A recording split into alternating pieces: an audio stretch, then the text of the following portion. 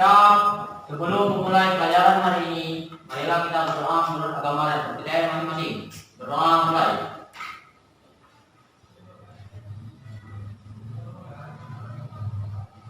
Berdoa selesai. Siap, beri dalam.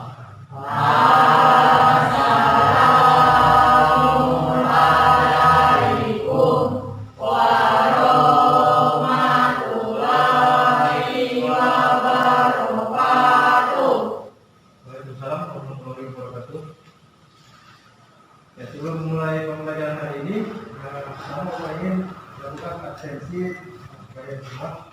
Ada yang tidak hadir? Ini ya. Ya. Angela.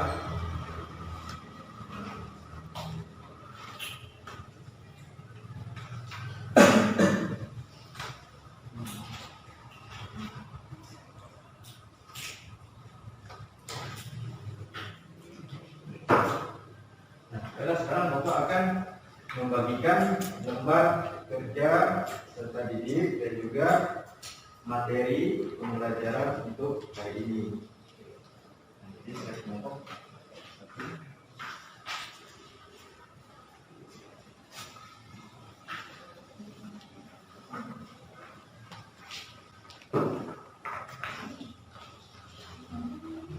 Dibaca materinya.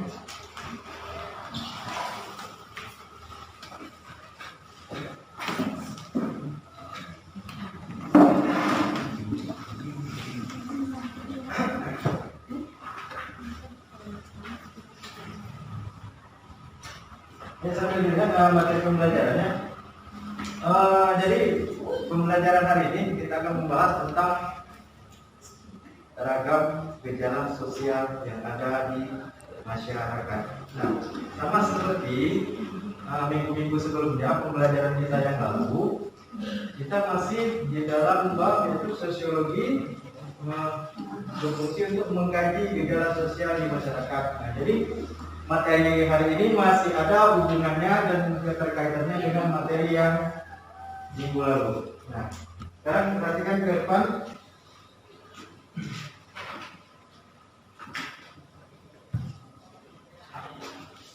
Ragam gejala sosial di dalam masyarakat.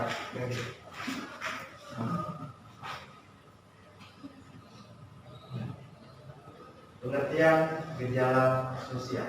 Saya perhatikan semuanya. Apa yang dimaksud dengan gejala sosial dan apa bedanya antara gejala sosial dan gejala non sosial. Jadi gejala sosial itu ada dua. Yang pertama gejala sosial dan gejala non sosial. Baik, kita lihat perbedaannya di mana. Jadi gejala sosial merupakan suatu kejadian yang terjadi secara menyeluruh di semua tempat, tidak hanya terjadi pada satu individu saja, melainkan banyak individu. Bisa dikatakan juga bahwa gejala sosial merupakan suatu tren yang pada saat tertentu sedang terjadi. Jadi gejala sosial itu bisa merupakan sebuah tren. Tahu tren? Tahu trennya? Contohnya apa? Yang sedang menjadi tren di kalangan anak muda pada saat ini misalnya apa? Contohnya? Ada yang tahu? Contohnya? Misalnya? Aplikasi TikTok sekarang lagi tren, lagi booming. 80% semua orang menginstal aplikasi tersebut.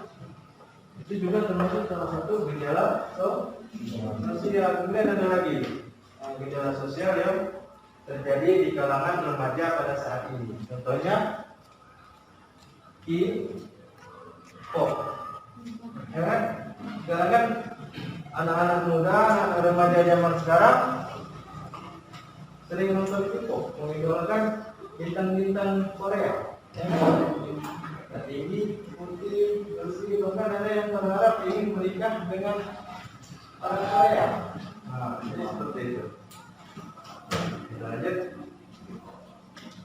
Nah, ini perbedaan antara gejala sosial dengan gejala non sosial. Gejala sosial merupakan gejala yang berasal dari manusia. Sedangkan non sosial merupakan gejala alam atau geografis. Misalnya banjir, longsor, kemarau dan sebagainya. Jadi gejala sosial dan gejala non sosial itu sumbernya dari alam, dari geografis. Oke, paham ya sampai di sini? Next. Nah, yang bisa kalian lihat yaitu penyebab gejala sosial. Penyebab. Yang pertama yaitu ada faktor ekonomis. Kemudian ada faktor biologis, faktor psikologis, dan faktor kebudayaan. Ini termasuk faktor Ekonomi. ekonomi. Ini orang lagi apa? Penting. Jadi ini vaksin. Vaksin bahkan termasuk ke dalam gejala sosial. Ini kira-kira apa yang dipegang? Senjata ini senjata rakitan. Ini bukan gejala sosial. Jadi senjata rakitan biasanya digunakan oleh kelompok-kelompok separatis. Ini kayak gerakan anti merdeka yang kemarin di Papua. Ini ada kelompok separatis. Jadi kelompok separatis itu tujuannya adalah mereka ingin memisahkan diri dari NKRI. Mereka ingin merdeka sendiri. Mereka ingin mempunyai pemerintahannya sendiri. Selanjutnya, ini kira-kira gambar apa ya? Ilegal, kriminal, pelaku tindakan kriminal. Ini bisa selesai. Nah, faktor gejala sosial ada kemiskinan, kesejahteraan, disorganisasi keluarga, konsumerisme, sekularisme, separatis, kependudukan, peperangan, lingkungan hidup, misalnya itu generasi muda dan masyarakat modern. Nah, pertama kita bahas satu persatu yaitu kemiskinan. Kemiskinan adalah suatu keadaan di mana seseorang tidak sanggup memelihara dirinya sendiri sesuai dengan taraf kehidupan kelompoknya dan juga tidak mampu memanfaatkan tenaga mental maupun fisiknya di dalam kelompok tersebut. Oke, selanjutnya kejahatan. Nah, ini kejahatan ini. Kriminalitas atau tindakan kriminal merupakan tindakan disosiatif. Kriminalitas ditandai dengan perilaku menyimpang yang cenderung melawan hukum, atau pelanggaran norma sosial yang berlaku di dalam masyarakat.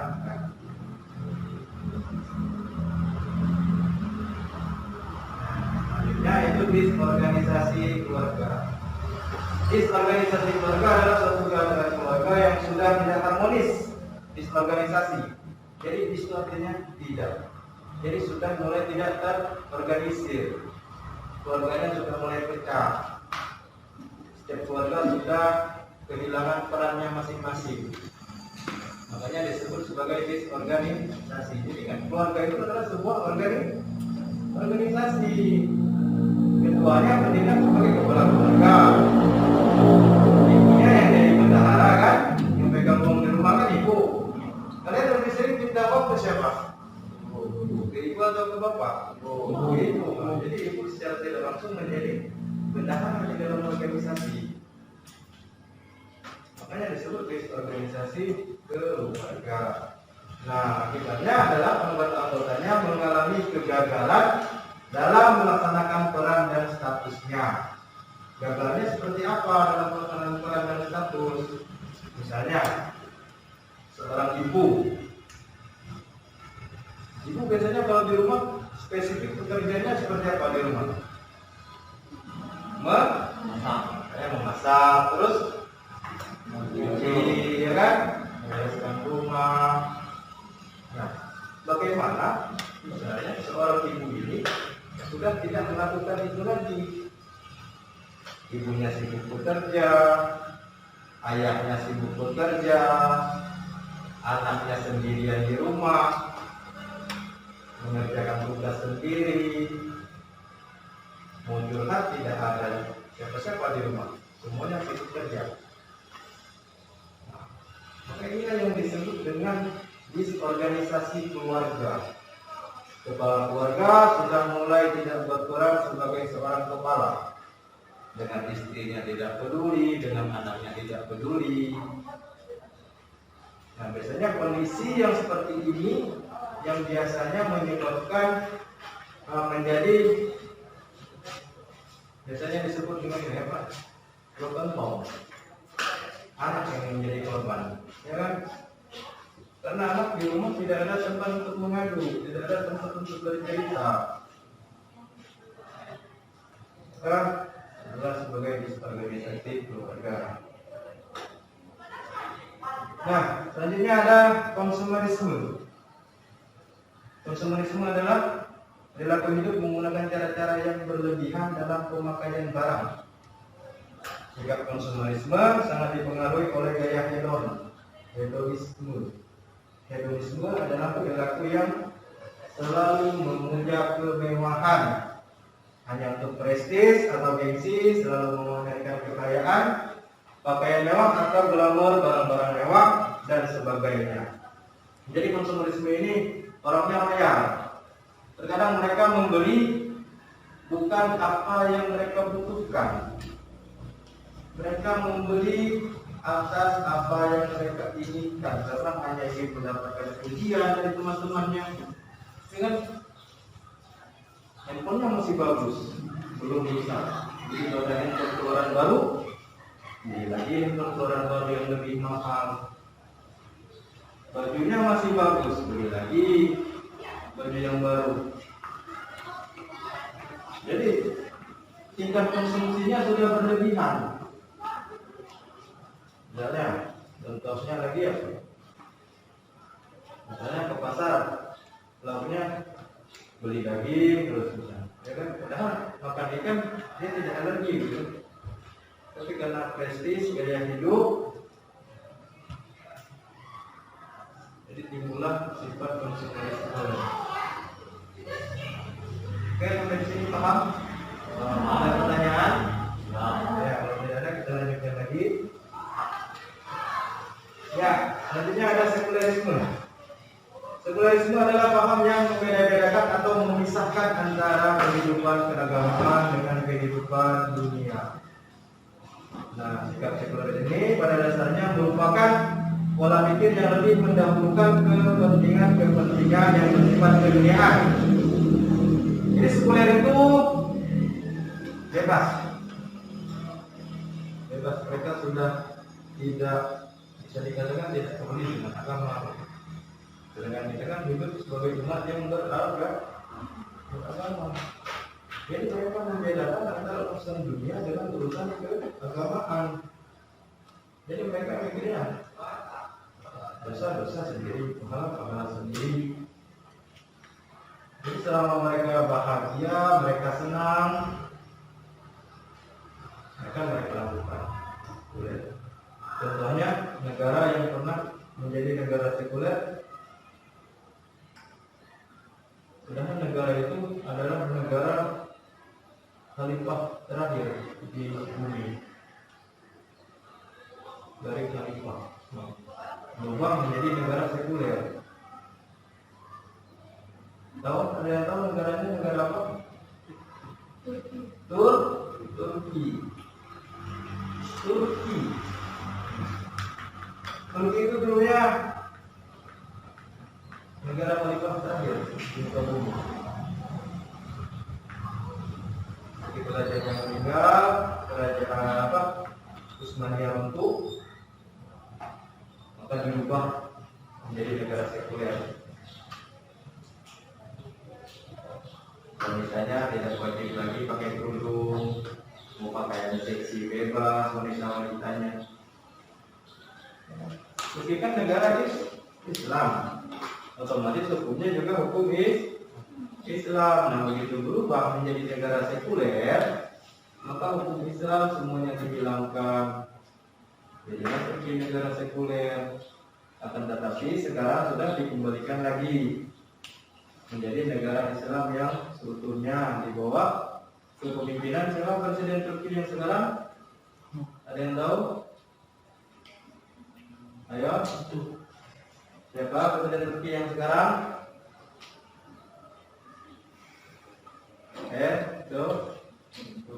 Erdogan, Recep Tayyip Erdogan. Itu presiden Turki yang sekarang. Oke, selanjutnya, nah ini separatis tadi yang sudah Bapak sebutkan di awal adalah suatu gerakan sekelompok orang yang bersifat sistematis dan terorganisir untuk memisahkan diri dari pemerintahan pusat. Jadi gerakan separatis ini mereka punya pasukan bersenjata sendiri.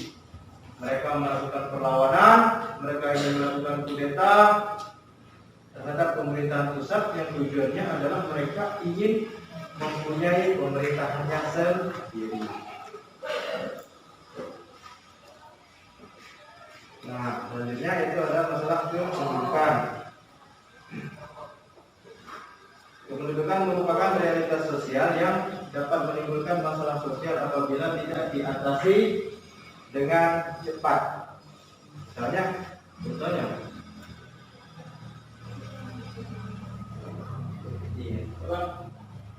persebaran penduduk yang tidak merata, angka kematian ibu dan anak yang tinggi. Nah, sekarang kita sorot dari sini yaitu kata-katanya yaitu misalnya persebaran penduduk yang tidak merata. Ada yang pernah dengar tentang transmigran di Pulau Belitung?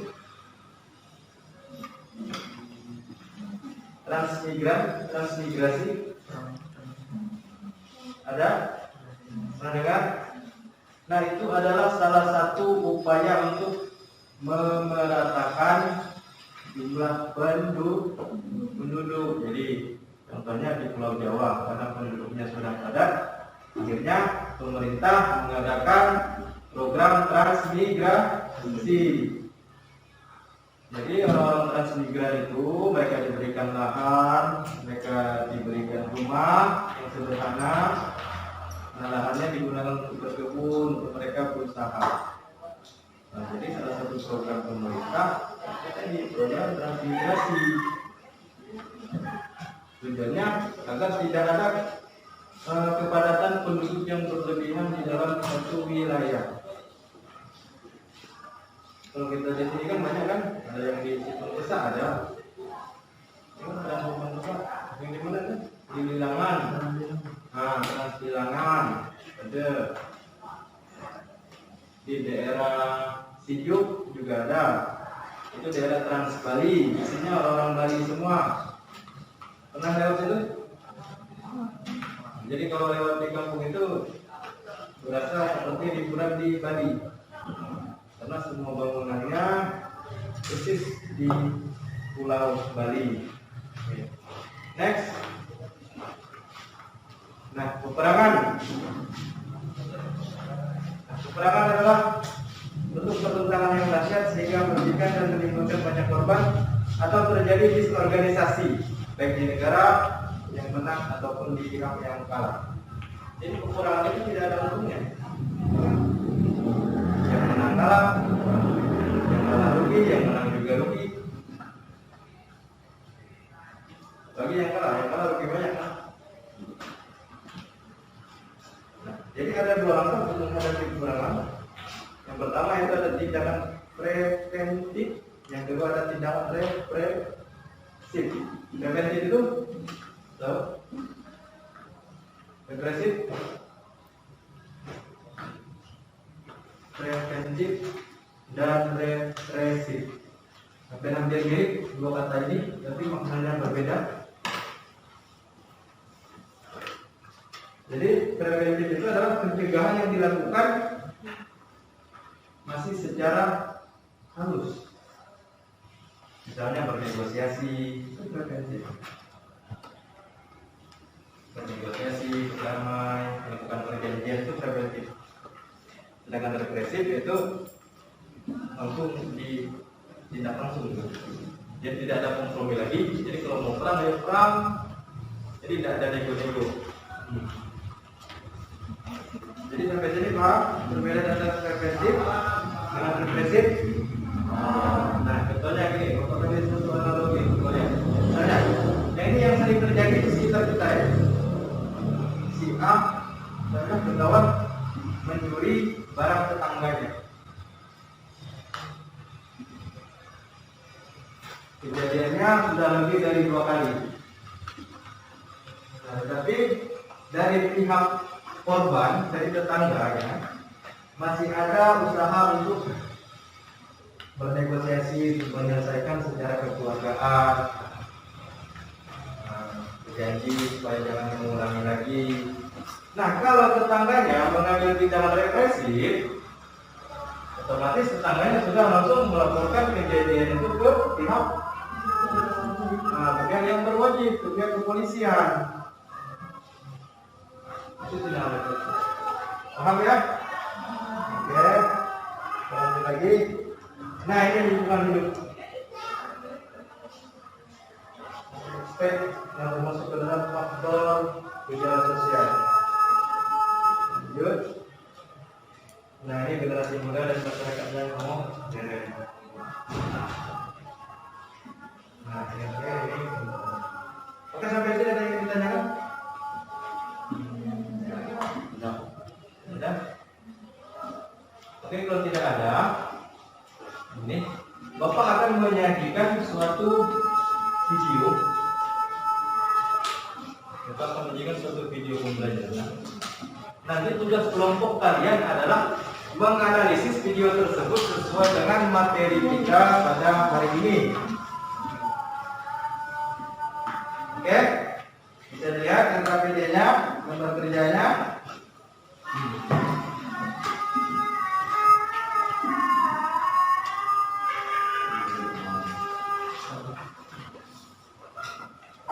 Ya, coba diperhatikan semuanya.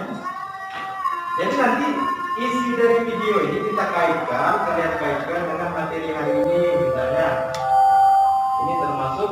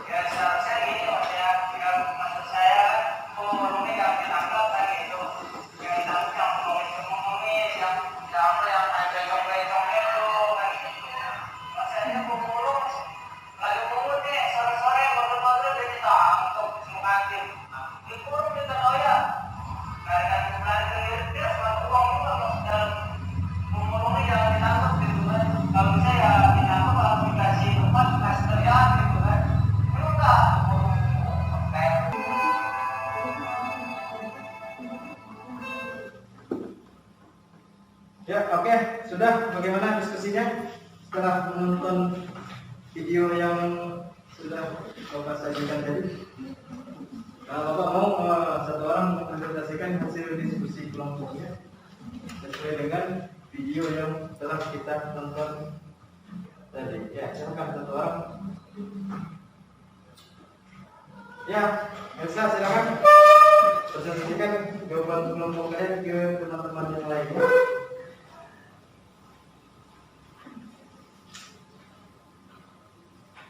Assalamualaikum warahmatullahi wabarakatuh. Waalaikumsalam warahmatullahi wabarakatuh.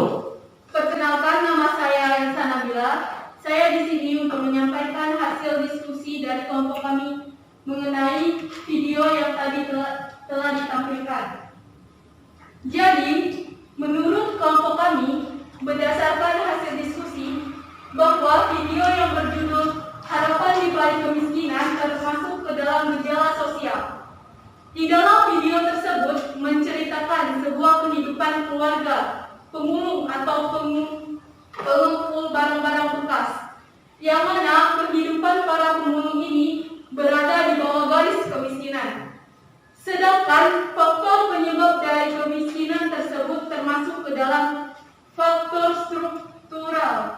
Karena faktor struktural dapat dilihat dari pola-pola hubungan antar individu dan kelompok yang terjalin di lingkungan masyarakat. Sekian hasil organisasi dari kelompok kami. Terima kasih atas perhatiannya. Wassalamualaikum warahmatullahi wabarakatuh. Waalaikumsalam warahmatullahi wabarakatuh. Silakan duduk. Dari kelompok lain ada yang ingin menanggapi? Sangat luar biasa presentasi dari kelompok satu tadi. Dari kelompok lain ada yang ingin menanggapi? Apa ada yang kurang berkenan? Apakah penjelasan dari temannya tadi sudah cukup mewakili pembelajaran kita hari ini? Sudah. Jelas semuanya? Jelas. Ya, baiklah. Jadi untuk pembelajaran hari ini, maka depan sampai di sini dulu. Jadi untuk minggu depan, nanti kita akan masuk ke pembahasan tentang ruang lingkup di jalan sosial yang lebih luas lagi. Nah, kali ini kita hanya membahas sedikit gejala-gejala sosial, yang terdiri dari realitas sosial dan faktor-faktor penyebabnya. Nanti di minggu depan kita akan lebih lanjut lagi membahas gejala sosial dengan cakupan yang lebih luas lagi. Baiklah, kalau tidak ada pertanyaan, Bapak akhiri pembelajaran hari ini. Bapak ucapkan terima kasih atas perhatiannya. Sekian, Bapak. Assalamualaikum warahmatullahi wabarakatuh. Waalaikumsalam